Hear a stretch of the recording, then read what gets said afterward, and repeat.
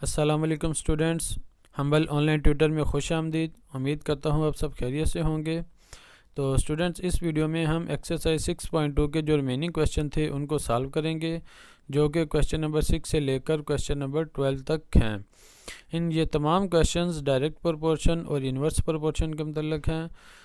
Direct proportion और inverse proportion के मतलब हम 6.2 के जो पहला पार्ट था उसमें अच्छी तरह समझ चुके हैं इनको।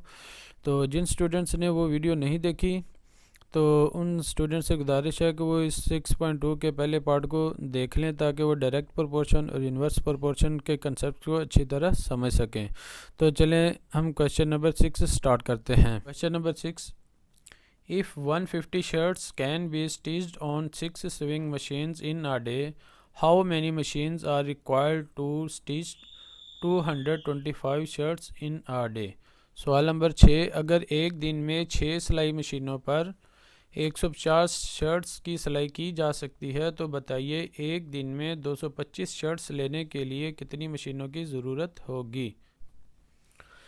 स्टूडेंट्स, इस क्वेश्चन में बताया जा रहा है कि अगर एक दिन में 150 शर्ट सीनी हों तो हमें कितनी मशीनें चाहिए होंगी, 6।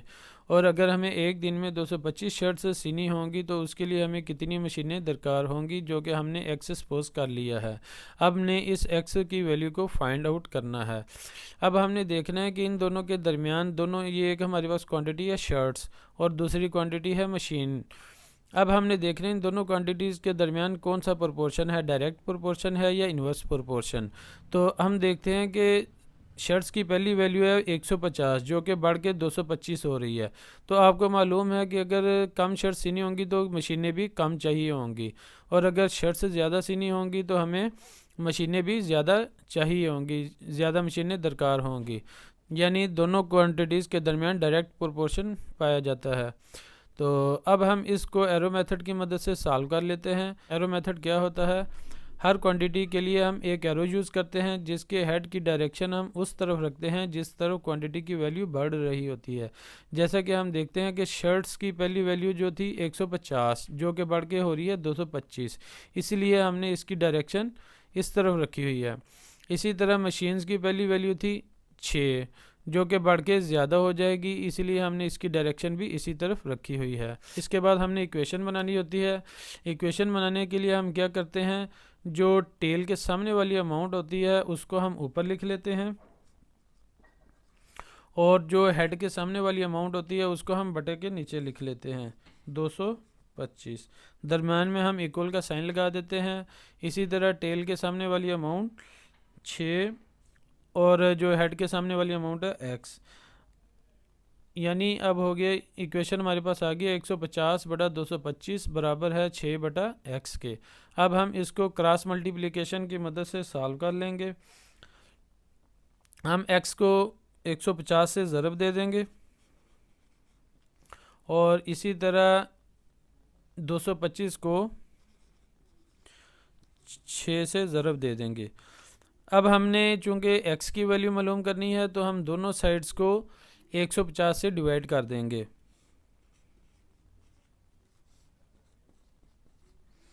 ये 150 आपस में कट जाएंगे, पीछे हमारे पास x आ जाएगा। इसी तरह हम 150 को 25 के ऊपर डिवाइड करेंगे तो हमारे पास 6 आंसर आ जाएगा, और 225 को 25 के ऊपर डिवाइड करेंगे तो हमारे पास इधर 9 आ जाएगा। ये 6 आपस में कट जाएंगे, पीछे हमारे पास 9 बच जाएगा, जो कि x की वैल्यू है। तो इसको हम ऐसे लिखेंगे 9 machines are required to stitch 225 shirts. यानी एक दिन में 225 शर्ट सीने के लिए हमें 9 मशीनें दरकार होंगी। Question number 7, if 7 buffaloes give 56 litres milk, how much milk can we get from 12 buffaloes. सवाल नंबर 7, अगर 7 भैंसें 56 लीटर दूध देती हैं तो 12 भैंसें कितना दूध देंगी। स्टूडेंट्स, इस क्वेश्चन में हमें बताया गया कि अगर 7 भैंसें हों तो वो 56 लीटर दूध देंगी। इसी तरह अगर भैंसें 12 हों तो वो कितने लीटर दूध देंगी। यानी अगर 7 भैंसें हैं तो 56 लीटर, अगर 12 हैं तो वो कितनी देंगी। तो आपको पता है कि अगर कम भैंसें होंगी तो कम दूध देंगी, अगर ज़्यादा भैंसें होंगी तो वो ज़्यादा लीटर दूध देंगी। तो इस तरह ये दोनों क्वांटिटीज़ आपस में डायरेक्टली प्रोपोर्शनल हैं।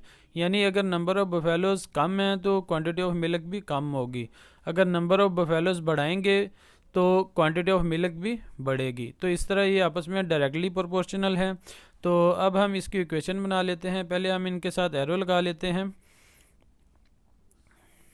ये हमने इसके एरो की डायरेक्शन इसलिए इस तरफ रखी हुई है क्योंकि ये जो वैल्यू है इस तरफ बढ़ रही है, जिस तरफ वैल्यू बढ़ रही है उस तरफ एरो की डायरेक्शन रखते हैं। तो यानी ये 7 थी वैल्यू पहले, तो बढ़ के कितनी हो रही है 12।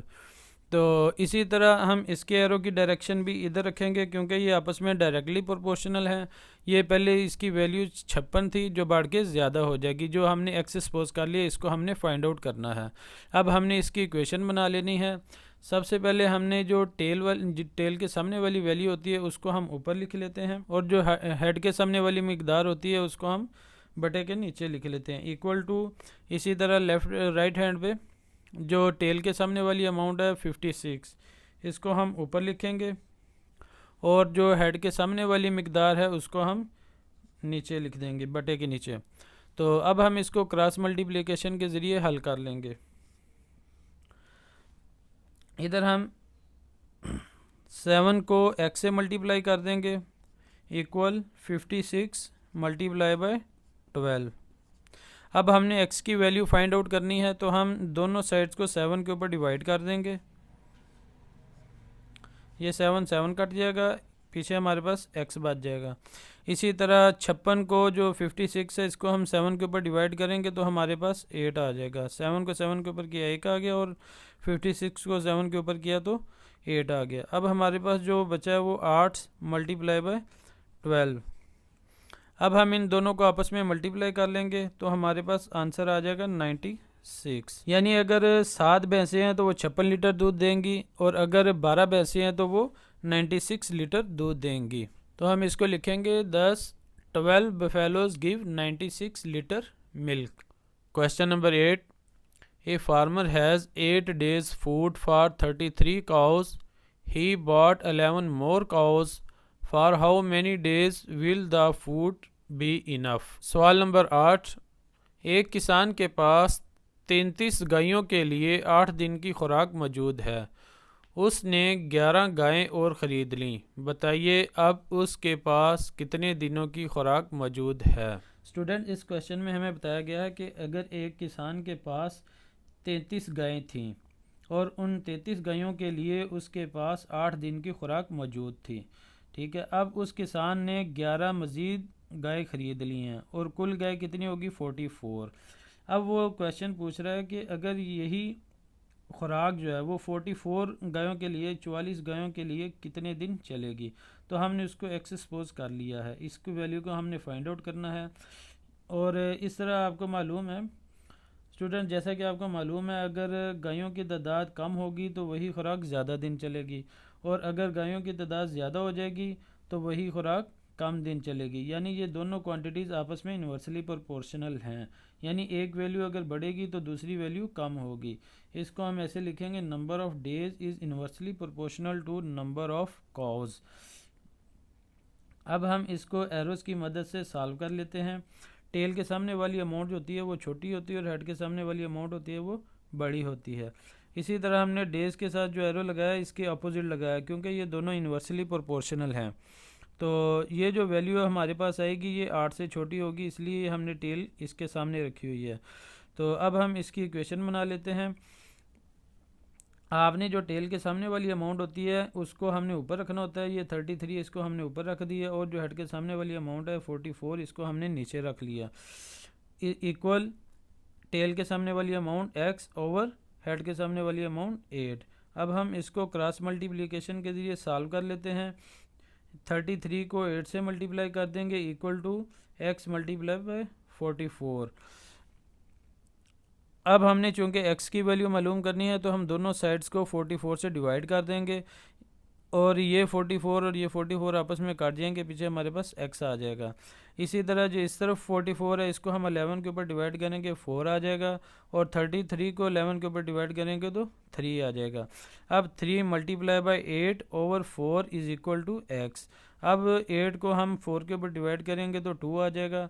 इस तरह हमारे पास 3 multiply by 2 is equal to x, और इनको हम मल्टीप्लाई करेंगे तो 6 आ जाएगा, यानी x की वैल्यू हमारे पास 6 आ गई। तो इसका मतलब ये हुआ कि जो खुराक 33 गायों के लिए 8 दिन की थी, अगर गायों की तादाद बढ़ के 44 हो जाती है तो वही खुराक 6 दिन चलेगी।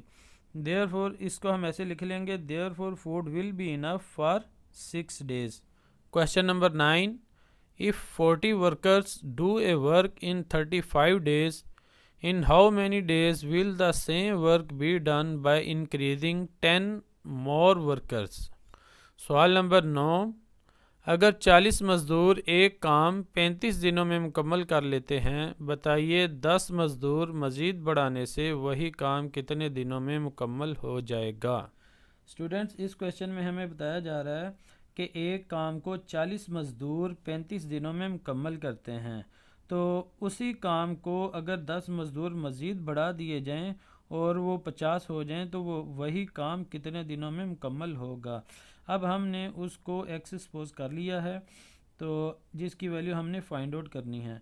तो स्टूडेंट्स, आपको पता है अगर मज़दूरों की तादाद कम होगी तो काम को ख़त्म करने में ज़्यादा दिन लगेंगे, अगर मज़दूरों की तादाद बढ़ा दी जाएगी तो काम को ख़त्म करने में कम दिन लगेंगे, यानी ये दोनों क्वांटिटीज़ आपस में इन्वर्सली प्रोपोर्शनल हैं। तो हम इसको ऐसे लिख सकते हैं, number of workers is inversely proportional to the number of days, यानी इसके अगर नंबर ऑफ़ वर्कर्स कम होंगे तो नंबर ऑफ़ डेज़ ज़्यादा होंगे, अगर नंबर ऑफ़ वर्कर्स बढ़ेंगे तो नंबर ऑफ़ डेज़ कम हो जाएंगे। अब हम इसको एरो मेथड की मदद से सॉल्व कर लेते हैं। हमने इसकी डायरेक्शन जो है वो 50 की तरफ रखी हुई है, क्योंकि वैल्यू इस तरफ बढ़ रही है। टेल के सामने वाली अमाउंट छोटी है और हेड के सामने वाली अमाउंट बड़ी होती है। अब हमने जो एक्स की इसकी डायरेक्शन इसके अपोजिट रखी है, क्योंकि ये इन्वर्सली प्रोपोर्शनल है, और ये जो हमें वैल्यू मालूम होगी ये 35 से कम होगी, इसलिए हमने इसकी टेल जो है इस तरफ रखी है और इसके हेड की डायरेक्शन इस तरफ रखी हुई है। तो अब हम इसकी इक्वेशन बना लेंगे। हमने टेल के सामने वाली अमाउंट 40 को ऊपर रखना है और हेड के सामने वाली अमाउंट को नीचे रखना है, इक्वल टेल के सामने वाली अमाउंट x ओवर हेड के सामने वाली अमाउंट 35। अब हम इसको क्रॉस मल्टीप्लिकेशन के ज़रिए सॉल्व कर लेंगे। 40 को मल्टीप्लाई कर देंगे 35 से, इक्वल x को मल्टीप्लाई करेंगे। Question number 10, Rahim paid his servant ₹750 for 1 week and 3 days. What amount will he pay him for a month of 30 days? सवाल नंबर 10, रहीम ने अपने मुलाजम को एक हफ्ता और 3 दिन की उजरत के 750 रुपये अदा किए, तो बताइए वो 30 दिनों के लिए इसे कितनी रकम अदा करेगा। इस क्वेश्चन में हमें बताया जा रहा है कि रहीम ने अपने मुलाजम को एक हफ्ते और 3 दिन यानी कुल 10 दिनों की तनख्वाह व 750 रुपये अदा किए हैं। अगर यही मुलाजम 30 दिन काम करेगा तो रहीम उसको कितनी अमाउंट अदा करेगा। तो स्टूडेंट्स, आपको पता है कि अगर मुलाजम ज़्यादा दिन काम करेगा तो उसको ज़्यादा तनख्वाह मिलेगी, अगर कम दिन काम करेगा तो वो अगर कम दिन काम करेगा तो उसको कम तनख्वाह मिलेगी। तो यानी इस तरह ये दोनों वैल्यूज़ तो इस तरह ये दोनों क्वांटिटीज़ आपस में डायरेक्टली प्रोपोर्शनल हैं। हम इसको ऐसे लिख सकते हैं, wages is directly proportional to the number of days, यानी अगर नंबर ऑफ़ डेज़ बढ़ेंगे तो अमाउंट ऑफ वेज है वो ज़्यादा होगी। तो अब हम इसको एरो मेथड की मदद से सॉल्व कर लेते हैं। हमने इसकी डायरेक्शन जो वो 30 की तरफ रखी है, क्योंकि ये वैल्यू बढ़ रही है इस तरफ। इसी तरह हम जो वेजेस के एरो की डायरेक्शन है उसकी भी हम इस तरफ रखेंगे, क्योंकि ये जो वैल्यूज़ है एक्स की वैल्यू हमें मालूम होगी वो 750 से ज़्यादा होगी। तो अब हम इसकी इक्वेशन बना लेते हैं। टेल के सामने वाली अमाउंट 10 ओवर हेड के सामने वाली amount 30 is equal to tail के सामने वाली अमाउंट 750 ओवर हेड के सामने वाली अमाउंट x। अब हम इसको क्रॉस मल्टीप्लिकेशन के ज़रिए सॉल्व कर लेते हैं। हम 10 को x से मल्टीप्लाई कर देंगे, is equal to 750 multiply by 30। अब हमने चूँकि x की वैल्यू मालूम करनी है तो हम दोनों साइड्स को 10 से डिवाइड कर देंगे। 10 ये 10 कट जाएगा, पीछे हमारे पास x आ जाएगा। इसी तरह हम 30 को 10 के ऊपर डिवाइड करेंगे तो 3 आ जाएगा। अब हमारे पास 750 मल्टीप्लाई बाई 3। अब हम इन दोनों को आपस में ज़रब देंगे तो हमारे पास 2250 अमाउंट आ जाएगी। यानी अगर मुलाजम 10 दिन काम करेगा तो उसको 750 रुपये मिलेंगे, और अगर वही मुलाजम 30 दिन काम करेगा तो उसको 30 दिनों के 2250 रुपये मिलेंगे। अब हम इसको ऐसे लिख सकते हैं, 10 रहीम will pay 2250 rupees for 30 days. Question number 11, A machine starts working in 45 minutes at the temperature of 60 degree centigrade. How much time is required to work it at the temperature of 75 degree centigrade? सवाल number 11, एक machine 60 degree centigrade के दर्जा हरारत पर 45 minute में काम शुरू कर देती है। बताइए वो 75 डिग्री सेंटीग्रेड के दर्जा हरारत पर कितनी देर में काम शुरू कर देगी। स्टूडेंट्स, हमें इस क्वेश्चन में बताया जा रहा है कि एक मशीन 60 डिग्री सेंटीग्रेड टेम्परेचर पर काम शुरू करने के लिए 45 मिनट लेती है, लेकिन अगर टेम्परेचर बढ़ के 75 डिग्री सेंटीग्रेड हो जाता है तो वही मशीन काम शुरू करने के लिए कितने मिनट्स लेगी। तो आपको पता है कि ये दोनों क्वांटिटीज़ आपस में इन्वर्सली प्रोपोर्शनल हैं, क्योंकि अगर टेम्परेचर कम होगा तो जो मशीन है वो ज़्यादा टाइम लेगी, लेकिन अगर टेम्परेचर ज़्यादा होगा तो वही मशीन काम करने के लिए कम वक्त लेगी। तो हम इसको ऐसे लिख सकते हैं, time is inversely proportional to temperature. यानी अगर टेम्परेचर कम होगा तो ज़्यादा टाइम लगेगा, अगर टेम्परेचर बढ़ेगा तो टाइम कम होगा। अब हम इसको एरो मेथड की मदद से सॉल्व करते हैं। हमने इधर हेड की डायरेक्शन इस तरफ रखी है क्योंकि टेम्परेचर इस तरफ बढ़ रहा है, और इसकी डायरेक्शन इसके अपोजिट रखी है क्योंकि ये इन्वर्सली प्रोपोर्शनल हैं, और ये जो हमने वैल्यू फाइंड आउट करनी है वो 45 से छोटी होगी। इसलिए हमने ये टेल के सामने वाली अमाउंट आपको पता है छोटी होती है और हेड के सामने वाली अमाउंट बड़ी होती है। तो अब हम इसकी इक्वेशन बना लेते हैं। 60/75 बराबर है x बटा 45। अब हम इसको क्रॉस मल्टीप्लिकेशन की मदद से सॉल्व कर लेते हैं। 60 को हम 45 से ज़रब दे देंगे, बराबर है x ज़रब 75। अब हमने चूँकि x की वैल्यू मालूम करनी है तो हम दोनों साइड्स को 75 के ऊपर डिवाइड कर देंगे। 75 आपस में कट जाएगा, हमारे पास x आ जाएगा। अब हम इस 75 को 15 के ऊपर डिवाइड करेंगे तो हमारे पास 5 आ जाएगा, और 45 को 15 के ऊपर डिवाइड करेंगे तो 3 आ जाएगा। हमारे पास ये आ गया 60 ज़रब 3/5 बराबर है x के। अब हम 5 को 5 के ऊपर डिवाइड करेंगे 1 आ जाएगा, और 60 को 5 के ऊपर करेंगे तो 12 आ जाएगा। इस तरह हमारे पास 12 ज़रब 3 बराबर है x के। अब हम दोनों को मल्टीप्लाई कर लेंगे तो हमारे पास ये 36 आ जाएगा x की वैल्यू। इस वैल्यू का मतलब है कि अगर जो मशीन 60 डिग्री सेंटीग्रेड पर काम करने के लिए 45 मिनट लेती है तो वही मशीन 75 डिग्री सेंटीग्रेड पर काम करने के लिए 36 मिनट लेगी। तो हम इसको ऐसे लिख सकते हैं, 10 machine will take 36 minutes to work at 75 degree centigrade. Question number 12, 72 persons have enough food for 7 days, but after 1 day they decided to finish the food in 3 remaining days. For it, they invited more persons. How many persons did they invite? सवाल number 12, 72 लोगों के पास 7 दिन की खुराक मौजूद थी, मगर एक दिन के बाद उन्होंने इरादा किया इस खुराक को 3 दिन में ख़त्म करना है, इसलिए उन्होंने मज़ीद कुछ लोग अपने साथ शामिल कर लिए। बताइए उन्होंने मज़ीद कितने लोग शामिल किए हैं। स्टूडेंट्स, इस क्वेश्चन में हमें बताया गया कि 72 आदमियों के पास 7 दिन की खुराक थी। एक दिन की खुराक उन्होंने खा ली, उनके पास 6 दिन की खुराक बच गई। तो अब उन्होंने फ़ैसला किया कि इस 6 दिन की खुराक को उन्होंने 3 दिनों में ख़त्म करना है। तो इस काम के लिए उन्हें कितने आदमियों की ज़रूरत होगी कि वो इस खुराक को 3 दिनों में ख़त्म करें। तो ये दोनों क्वांटिटीज़ आपस में इन्वर्सली प्रोपोर्शनल हैं, यानी अगर नंबर ऑफ़ पर्सनस कम होंगे तो जो नंबर ऑफ़ डेज़ होंगे वो ज़्यादा होंगे। अब हम इसको ऐसे लिख सकते हैं, number of person is inversely proportional to the number of days. अब हम इसको एरो मेथड की मदद से सॉल्व कर लेते हैं। हमने इसकी डायरेक्शन इसलिए इस तरह रखी हुई है, एक्स की तरफ रखी हुई है, क्योंकि ये जो हमने वैल्यू फाइंड आउट करनी है ये 72 से ज़्यादा होगी, और ये इसकी हम चूँकि इन्वर्सली प्रोपोर्शनल है इसलिए इसकी डायरेक्शन इसके अपोजिट रखी हुई है। अब हम इसकी इक्वेशन बना लेते हैं। टेल के सामने वाली अमाउंट 72 ओवर हेड के सामने वाली amount x is equal to tail के सामने वाली अमाउंट 3 ओवर हेड के सामने वाली अमाउंट 6। अब हम इसको क्रॉस मल्टीप्लिकेशन की मदद से सॉल्व कर लेते हैं। 72 को x से 72 को 6 से मल्टीप्लाई कर देंगे इक्वल 3 मल्टीप्लाई बाई एक्स। अब हमने चूँकि x की वैल्यू फाइंड आउट करनी है तो हम दोनों साइड्स को 3 के ऊपर डिवाइड कर देंगे। ये 3 आपस में काट जाएगा, हमारे पास x की वैल्यू आ जाएगी। अब इसी तरह ये 6 को 3 के ऊपर डिवाइड करेंगे तो हमारे पास 2 आ जाएगा। अब ये हमारे पास आ गया 72 multiply by 2 is equal to x.